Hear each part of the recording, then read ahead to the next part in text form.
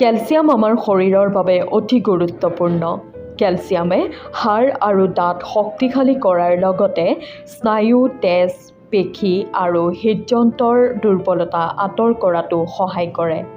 আমাৰ শৰীৰৰ হাড় আৰু দাঁতত ৯৯% কেলছিয়াম থাকে আৰু ১% কেলছিয়াম তেজ আৰু পেশীত থাকে। সেয়েহে যদি আপোনাৰ শৰীৰত কেলছিয়ামৰ অভাৱ হয় তেন্তে আপুনি বহু ৰোগৰ সন্মুখীন হ'ব পাৰে। গতিকে কেলছিয়ামৰ অভাৱ পূৰণ কৰিবলৈ কি খাদ্য আমাৰ দৈনিক খাদ্য তালিকাত অন্তৰ্ভুক্ত কৰিব লাগে, আজি সেই বিষয়ে জানো আহক। গাখীৰ, দৈ আৰু চীজ। কেলছিয়ামৰ অভাৱ পূৰণ কৰিবলৈ খাদ্যত গাখীৰ, দৈ আৰু চীজ অন্তৰ্ভুক্ত কৰিব। আপুনি গাখীৰ আৰু ইয়াৰ পৰা তৈয়াৰ কৰা বিভিন্ন খাদ্যবস্তু খাব পাৰে। চয়াবিন।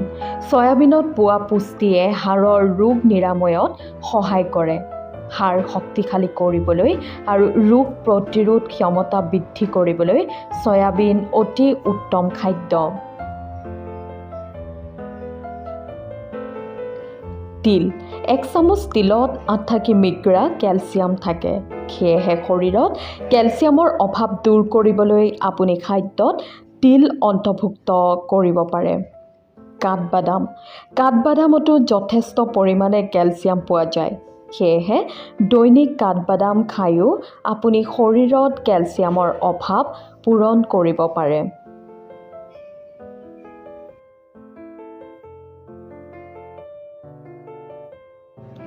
সেউজীয়া পাচলি। সেউজীয়া পাচলিবোৰ ভিটামিন আৰু খনিজ পদাৰ্থৰে সমৃদ্ধ। বিশেষকৈ বিন আৰু ব্ৰকলিত যথেষ্ট পৰিমাণৰ কেলছিয়াম আৰু প্ৰ'টিন থাকে। ব্ৰকলিত কেলছিয়াম আৰু ভিটামিনকে ধৰি বহুতো পুষ্টি আৰু খনিজ থাকে। ইয়াক কেলছিয়ামৰ অভাৱ পূৰণ কৰাৰ বাবে আপোনাৰ আহাৰৰ অংশ কৰি ল'ব পাৰে।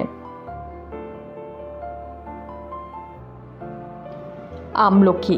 আমলখিৰ বহুতো এন্টিঅক্সিডেণ্ট গুণ আছে, যিয়ে আমাৰ শৰীৰটোক সংক্ৰমণৰ পৰা সুৰক্ষিত কৰি ৰাখিব পাৰে। আমলখি খালে ৰোগ প্ৰতিৰোধ ক্ষমতাও বৃদ্ধি হয়। আপুনি আমলখিৰ ৰস অথবা পাউডাৰৰ ৰূপত খাব পাৰে। কমলা। দৈনিক যদি 2টা কমলা খাব পাৰে, আপোনাৰ শৰীৰত কেতিয়াও কেলছিয়ামৰ অভাৱ নহয়।